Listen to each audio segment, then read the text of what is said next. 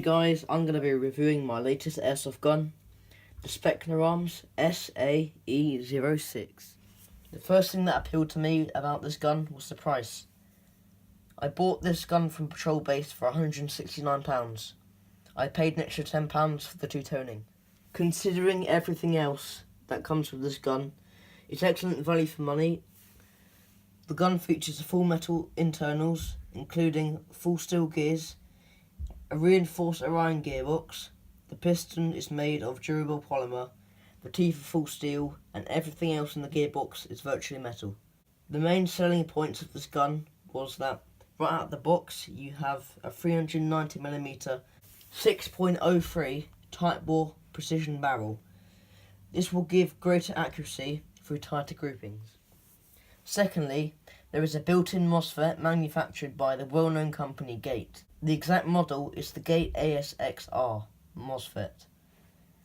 It is a non-programmable active braking MOSFET that will lengthen the life of your gun by protecting your trigger contacts. This enables you to safely use LiPo batteries like 9.6 volt or above. It also increases your rate of fire and trigger response. What I really loved is that Specna Arms have included a quick change spring feature, which enables you to remove and change the spring quickly by unscrewing the buffer tube and pulling it out. This will take approximately 60 seconds. Just to note, the stock spring is an M90, which is great for CQB gameplay, but if you are playing outdoors, it will be sensible to change it out for a high power spring. Out of the box, it's shooting around 310 to 330 FPS. These are factory quoted, by the way, not by me. Okay, now we'll be going over the externals of the gun. Firstly, before that, I wanted to say, everything you see on this gun and here, all comes in the box. It comes with two magazines, they're two S-mags, and they're textured, polymer. And they hold 125 rounds, they're both mid-caps, of course. Then we have the a durable polymer foregrip. It's a stubby foregrip. It's very nice. It's got a storage compartment inside. And then we have the flip-up iron sights. They're made of metal and they flip up and they're spring-loaded. So that's very nice. And also, it's not really like me to say this, but a flash hider. Like, all guns come with a flash hider, right? So, a full metal flash hider. And the flash hider is particularly weighty. I'm going to say that. It's really weighty. So that's really nice. So now, the main external features. The gun is primarily constructed of zinc and alloy mixture. The flash hider is steel, and the rest of the body is zinc and alloy. Full metal receiver, full metal handguard, and the trigger is metal. The fire selector, metal, along with the plate. Sights are metal. Charging handle, metal. Ambidextrous sling point, metal. Buffer tube, metal. All screws, of course, are metal. Mock bolt release, metal. Now, if we flip the gun to the other side, let's just do that right now. Hang on.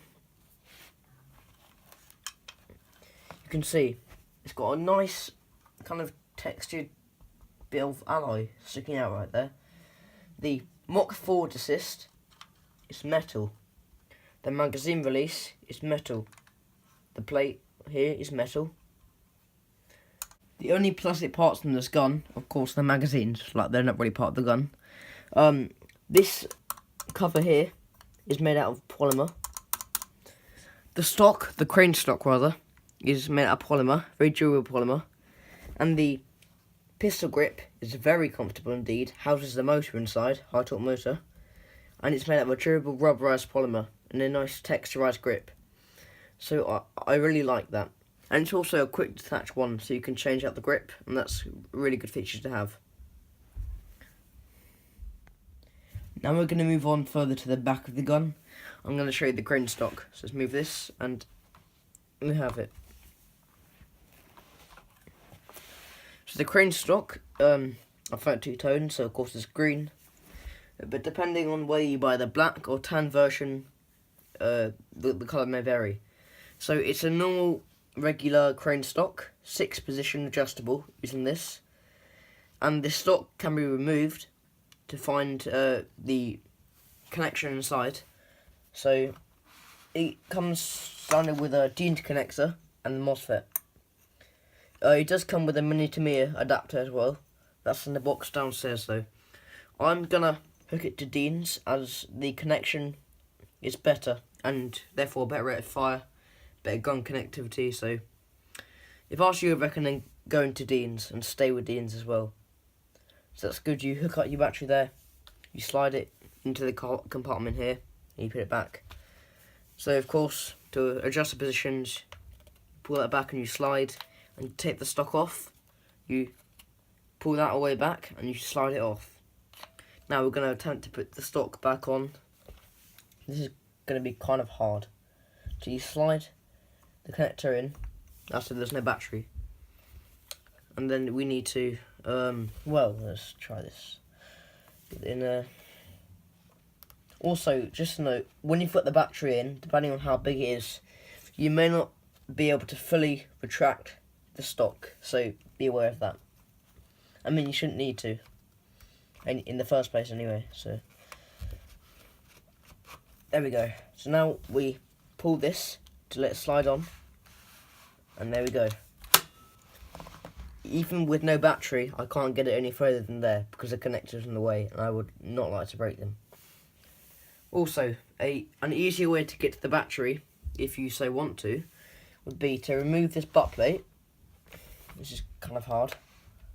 Anyway, I'm not going to do it now, it's too hard to do, but if you remove this butt plate, and this plate here can be removed, like that, you pull it out, and then, due to the shape of the stock, it's shaped like a battery basically, you slide your LiPo battery, wherever it is, into the tube, and then link it up the connector in here.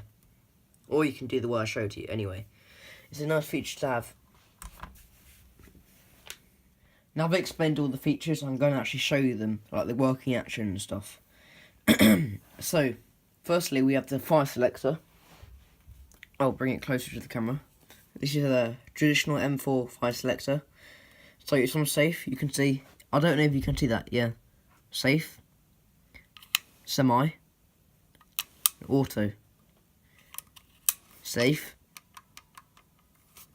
semi, auto.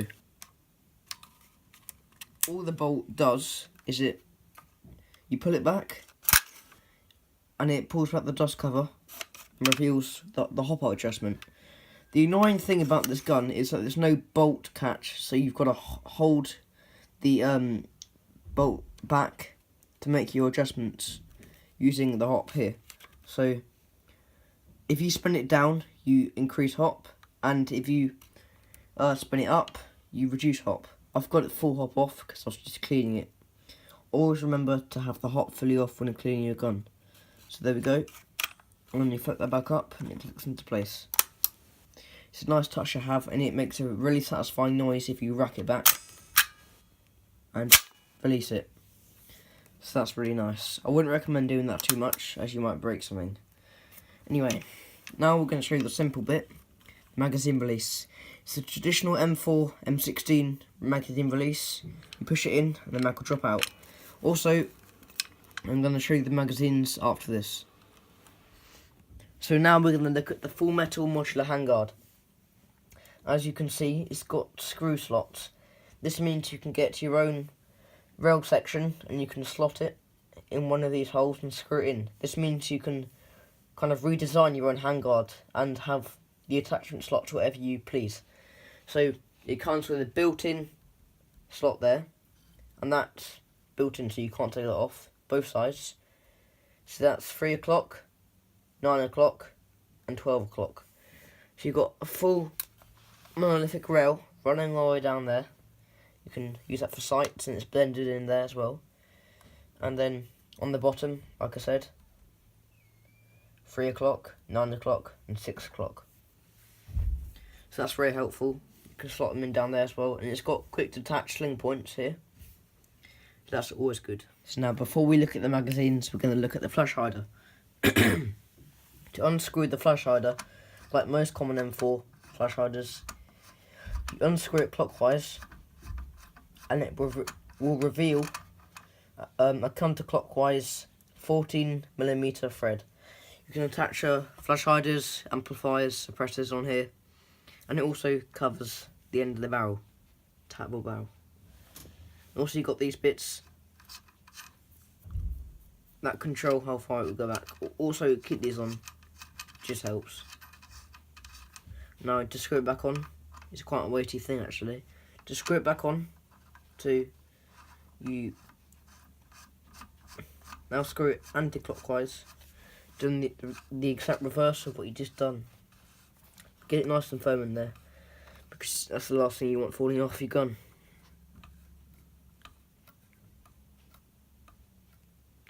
And that should protect your barrel nicely. Okay, so the magazine operation is fairly simple, just like any traditional M4. So we're going to slide the magazine out, and it should drop free, or you can pull it out. So to put it in, just put it in, right there, and you can see the magazine release will spring down as it goes in. It should go in firmly. It will take a bit of force requiring to go in, because these are new magazines, of course, and the gun's new. But over time it will get easier. Put a bit of force into it as well, don't be afraid. Also, to do a standing demonstration, hold the gun like this, put it in, and it can drop free. If it drops free on its own, it's considered a compatible mag.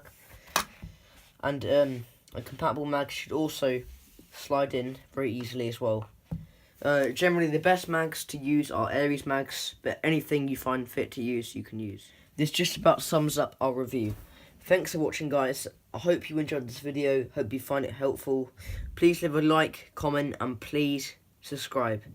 Thanks for watching. This is Slow Domain.